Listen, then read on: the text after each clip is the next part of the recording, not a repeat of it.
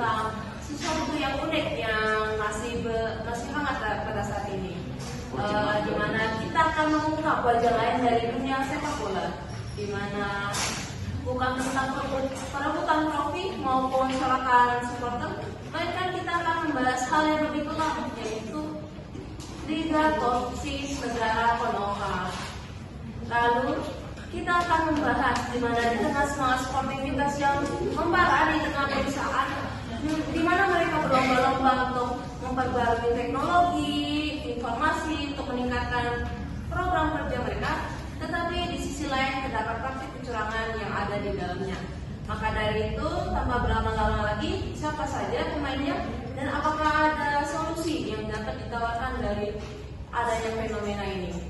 Sebelumnya mari kita perkenalkan, ada 3 narasumber kita pada kesempatan kali ini. Yang pertama ada Dr. Tasya Wulandari, yaitu dosen sosiologi dari Universitas Konoha yang memiliki studi spesialisasi tentang korupsi dan distribusi.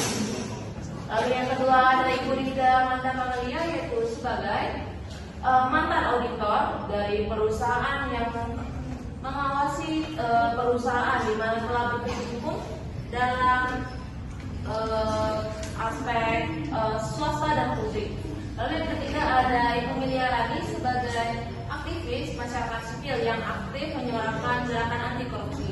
Tanpa berlama-lama lagi, kita akan membahas selengkapnya. Yang pertama, kita mengetahui bahwa isu-isu ini seperti banyak perusahaan-perusahaan kayak terungkap bahwa banyak melakukan tindakan korupsi, di mana 3 teratas itu ada yang pertama ada PT Antam, dan yang kedua PT Pertamina, dan yang ketiga ada PT Timah. Nah, dari perilaku korupsi yang terjadi saat ini, bagaimana menurut pandangan dari para narasumber kita hari ini, terutama dari sisi akademisi? Jadi korupsi di Indonesia memang menjadi isu yang cukup kompleks ya. Jadi berdasarkan data pada Transparency International, meskipun Indonesia telah mengalami peningkatan dalam indeks persepsi korupsi, tapi masih ada banyak perusahaan-perusahaan yang melakukan korupsi, baik itu dari swasta maupun BUMN. Faktor penyebabnya seperti lemahnya sistem pengawasan dan kurangnya transparansi menjadi penyebab utama sebab rentannya terjadinya korupsi. Apakah dari penjelasan dari alasan tersebut, apakah pernyataan ini dapat dukungan dari pandangan aktivis dari Ibu Milia Rani? Oke, menurut saya tentu setuju dengan pandangan dari Tasya. Namun jika kita lihat dari sisi masyarakat sipil, korupsi sangat merugikan rakyat. Dana yang seharusnya digunakan untuk program pembangunan infrastruktur, pendidikan dan kesehatan malah dialihfungsikan sebagai untuk kepentingan pribadi. Hal ini dapat membuat masyarakat skeptis terhadap pemerintah dan perusahaan.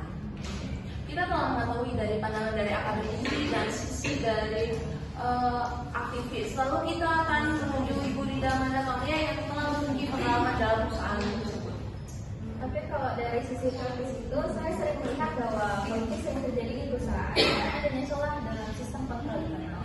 Jadi kayak misalnya sedang ada proses tender atau proyek proyek yang tidak adanya transparansi, maka peluang untuk korupsi itu akan semakin besar. Selain itu juga banyak kasus di mana dana negara dialihkan untuk keuntungan pribadi oleh oknum. Ternyata dari penjelasan Ibu Rida Manda Pagalia ini dapat kita simpulkan kenapa pengungkapan yang terjadi di perusahaan-perusahaan besar ini telah sering terjadi sebelumnya dari perusahaan-perusahaan biasa saja.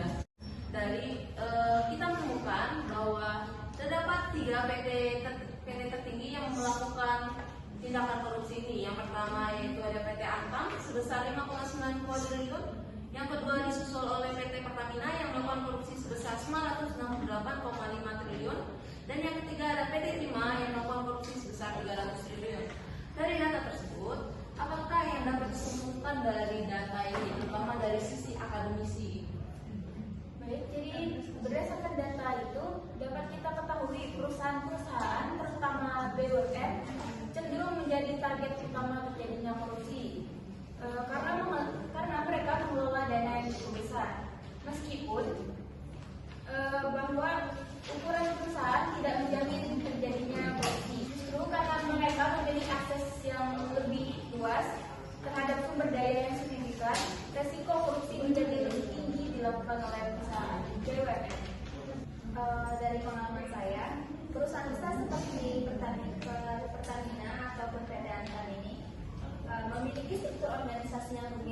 adanya banyak lapisan birokrasi, yang hal ini juga yang menjadi tempat berkembangnya praktik korupsi.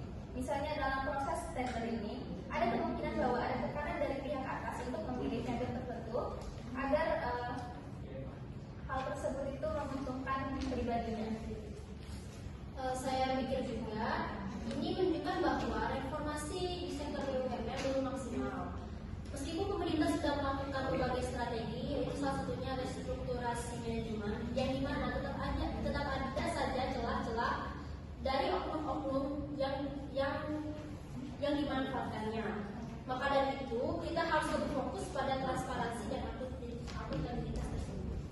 Dari celah-celah tersebut, apakah ada solusi yang dapat ditawarkan atau langkah konkret nih yang bisa dilaksanakan dari narasumber kita kali ini? Secara akademis, solusi yang dapat diterapkan dapat berupa literasi digital dan etika terhadap seluruh perusahaan dan karyawannya. Selain itu, penerapan corporate governance harus menjadi standar wajib bagi seluruh perusahaan, baik itu BUMN maupun swasta. Transparansi informasi keuangan juga sangat penting sehingga masyarakat dapat mengetahui aktivitas perusahaan. Untuk dari sisi praktis sendiri itu, saya merekomendasikan penguatan audit secara internal dan eksternal. Jadi audit ini harus dilakukan secara independen dan rutin tanpa melibatkan manajemen perusahaan. Selain itu, penggunaan teknologi digital juga membantu untuk mengurangi potensi korupsi seperti penggunaan e-procurement untuk proses tender. Benar sekali, solusi-solusi yang telah dipaparkan oleh Ibu Tasya dan Ibu Ida. Namun bagi saya, pentingnya peran masyarakat sipil di sini. Gerakan anti korupsi harus didukung oleh partisipasi aktif masyarakat. Melalui advokasi dan kampanye, kita bisa mendorong pemerintah untuk lebih serius dalam menindaklanjuti kasus-kasus korupsi ini. Tidak hanya itu, media sosial juga berperan penting karena sebagai alat yang efektif untuk menyebarluaskan informasi dan membangun kesadaran kolektif. Oke, dapat disimpulkan bahwa butuhnya kolaborasi antara dari masyarakat, pemerintah, dan perusahaan agar praktik korupsi itu dapat terhindarkan. Terima kasih kepada ketiga narasumber kita kali ini. Sebelum kita tutup, apakah ada pesan yang dapat disampaikan kepada audiens kita kali ini? Oke, ada. Yaitu jangan ragu untuk ikut serta dalam gerakan anti korupsi. Setiap suara yang kita angkat akan berkontribusi pada perubahan. Mari kita bangun kesadaran kolektif bahwa korupsi adalah musuh bersama yang harus kita lawan. Oke, terima kasih sekali lagi saya ucapkan kepada tiga narasumber kita kali ini. Pertama ada Dr. Tasya Wulandari, yang kedua ada Ibu Rida Mandamalia, dan tiga ada Ibu Media. Semoga materi yang dapat disampaikan dan diskusi kali ini dapat berguna dan menambah wawasan bagi kita semua. Sampai jumpa pada talk show berikutnya. Bye-bye.